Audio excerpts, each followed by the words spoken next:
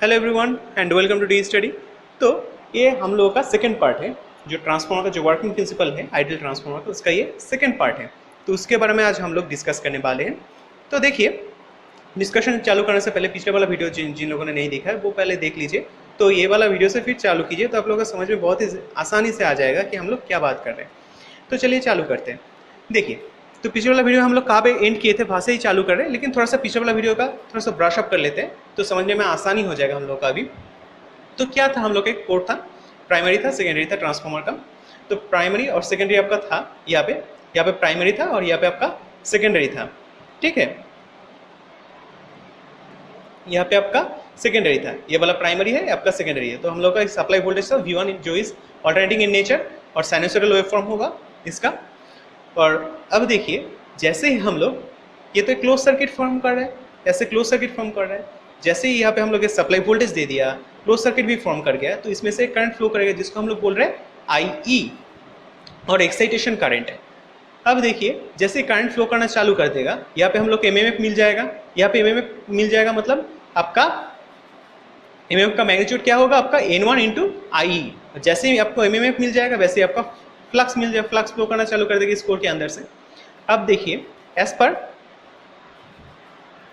Lenz's law आपका क्या होगा, जैसे ही आपका इसमें से फ्लक्स फ्लो करना चालू करेगा, इसमें से एक आपका, ये तो ऑल्टरनेटिंग इन नेचर है, तो यहाँ पे एक सेल्फ इंड्यूस्ड EMF आ जाएगा U1, और इसका पोलरिटी जो होगा वो अपोज करेगा हम लोग का सप्लाई वोल्टेज को एज पर लेंजेस लॉ। तो ये सब हम लोग बात कर चुके थे, उसका फॉर्मूला है। तो यहाँ पे हम लोग अब टाइम वेस्ट नहीं करेंगे, तो हम लोग आगे बात करेंगे। तो इसका कैलकुलेशन किए थे हम लोग एज पर आपका Faraday's law of electromagnetic induction, यहाँ पे हम लोग यूज़ किए थे, और इसका डेरिवेटिव किए थे। इसका तो साइन का होता है हम लोग का कॉस, और आपका ओमेगा टी, और ओमेगा टी का आपका विद रेस्पेक्ट टू टाइम अगर हम लोग डेरिवेटिव करते हैं तो ओमेगा बाहर आ जाएगा। तो ये था उसका फॉर्मूला, ये सब हम लोग बात कर चुके थे। तो अब देखिए, और ये अगर RMS वैल्यू का बात करते हैं, तो अगर आपका क्या होगा, आपका मैक्सिमम वैल्यू बाई √2 करने से हम लोग का आ जाएगा, और ये था इक्वेशन नंबर हम लोग का 1। तो अब हम लोग देखिए सेकेंडरी में अगर बात करते हैं, देखिए सेकेंडरी तो हम लोग का ओपन सर्किटेड है, सेकेंडरी हम लोग का ओपन सर्किटेड है, तो इसमें से कोई करंट इस कंडीशन में फ्लो नहीं करेगा क्योंकि ये तो ओपन सर्किटेड है। अब देखिए, लेकिन आपका यहाँ पे EMF जरूर इंड्यूस्ड होगा, जिसको हम लोग बोल रहे हैं E2। तो Faraday's law of electromagnetic induction का जो हम लोग प्राइमरी में जो कैलकुलेशन किए थे, वैसे ही सेकेंडरी में भी हम लोग कैलकुलेशन कर रहे हैं। तो कैलकुलेशन करने से हम लोग का आ रहा है ये वाला वैल्यू,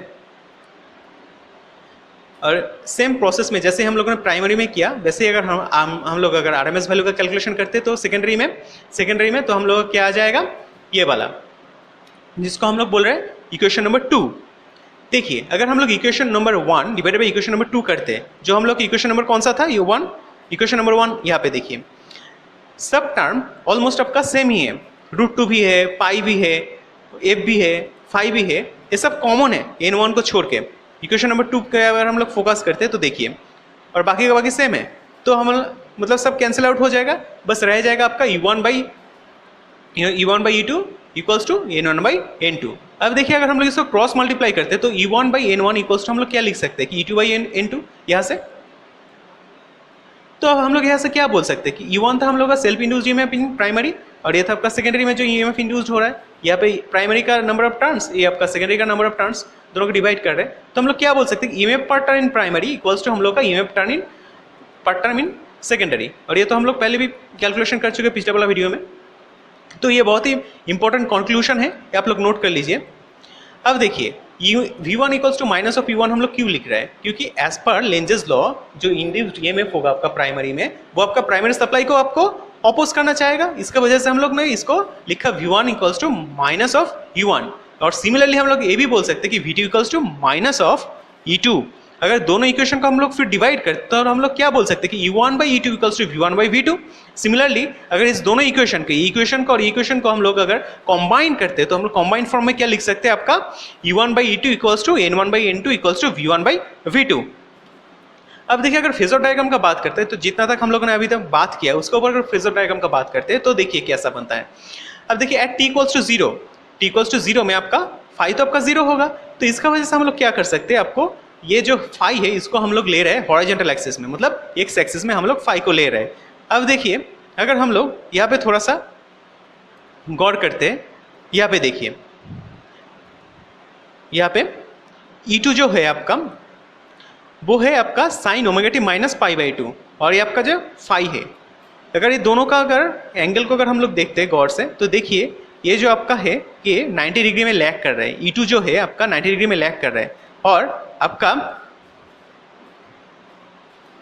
जो E1 है, जैसे यहाँ पे देखिए E1 है वो भी आपका 90 डिग्री में लैग कर रहा है विद रिस्पेक्ट टू फाई। तो हम लोग क्या बोल सकते हैं कि आपका जो E1 होगा वो आपका 90 डिग्री में आपका लैग कर जाएगा, 90 डिग्री में लैग कर जाएगा आपका। अब देखिए अगर N1 इक्वल्स टू N2 होता है तो आपका E1 इक्वल्स टू E2 बन जाएगा। तो अभी कैलकुलेशन को थोड़ा सा मतलब सिंपल करने के लिए हम लोगों ने पकड़ लिया कि N1 इक्वल्स टू N2 तो E1 इक्वल्स टू E2 बन गया। तो सिमिलरली ये दोनों ही आपका 90 डिग्री में लैग कर गया आपका फाई से। अब देखिए हम लोगों ने अभी पिछले वाला स्लाइड में हम लोग बात किया कि ये आपका V1 equals to minus of V1 और हम लोग क्या बोल सकते हैं कि E1 equals to minus of V1 मतलब माइनस मतलब क्या होता है 180 डिग्री मतलब डिस्प्लेसमेंट। तो इसका रिस्पेक्ट में हम लोग का 180 डिग्री में मूव कर जाते हैं तो हम लोग को V1 मिल जाएगा। अब देखिए अगर हम लोग पूरा डायग्राम को आराम से देखते हैं तो हम लोग क्या बोल सकते हैं कि V1 हम लोग पहले अप्लाई किया, फिर 90 डिग्री में लैग किया, हम लोग का आया फाई, फिर 90 डिग्री में लैग किया आपका आया सेल्फ इंड्यूस्ड ईएमएफ और E। अब देखिए बात करते हैं एक्साइटेशन करंट का।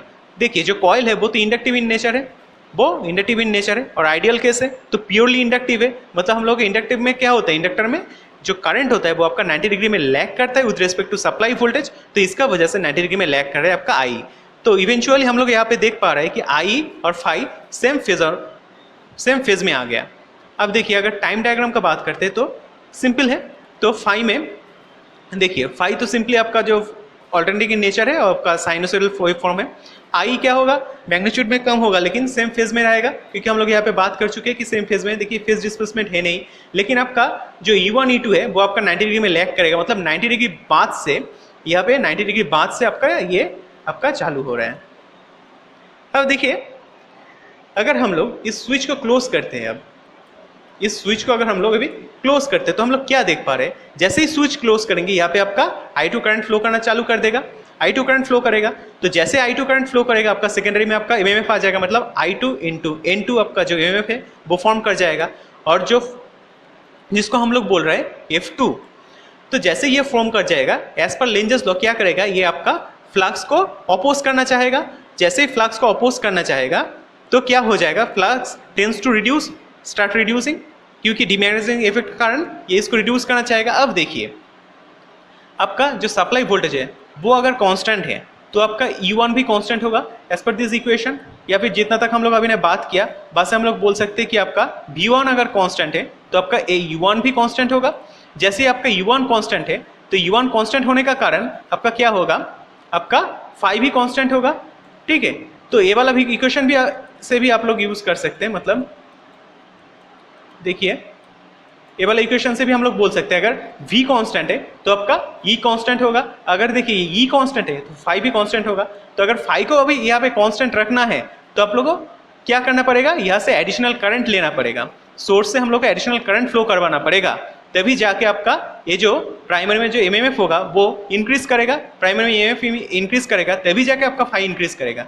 तो जैसे ही हम लोग यहाँ पे लोड अप्लाई करेंगे इसका वजह से एक एडिशनल करंट आपका प्राइमरी से स्टार्ट करना शुरू कर देगा, जिसको हम लोग बोल रहे हैं I1 डैश, और इसको हम लोग बोलते हैं load component of primary current.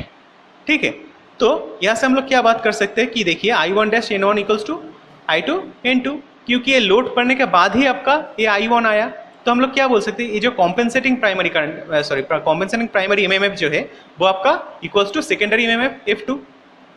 अब देखिए तो यहाँ से हम लोगों ने क्या देखा कि पहले ड्यूरिंग नो लोड कंडीशन आपका IE फ्लो कर रहा था, अब लोड पड़ने का कारण आपका I1 डैश फ्लो कर रहा है, मतलब दोनों ही फ्लो कर रहा है। तो प्राइमरी में कौन कौन सा करंट फ्लो कर रहा है, मतलब ये दोनों करंट फ्लो कर रहा है, ये दोनों करंट फ्लो कर रहे हैं। तो हम लोग का जो प्राइमरी करंट जो होगा वो आपका होगा vector sum of I1 dash plus excitation current. अब देखिए अगर एक्साइटेशन करंट नेग्लिजिबल होता है तब हम लोग क्या बात कर सकते हैं कि आपका I1 इक्वल्स टू आपका I1 डैश। इसको हम लोग नेग्लेक्ट इसलिए कर रहे हैं क्योंकि ये 2 to 5% ऑलमोस्ट होता है टोटल फुल लोड करंट का, तो बहुत ही नेग्लिजिबल होता है। तो इसकी वजह से हम लोग अगर इसको निगलेक्ट करते हैं तो हम लोग बोल सकते हैं कि I1N1 इक्वल्स टू I2N2, मतलब primary ampere turn equals to आपका सेकेंडरी एम्पेयर टर्न।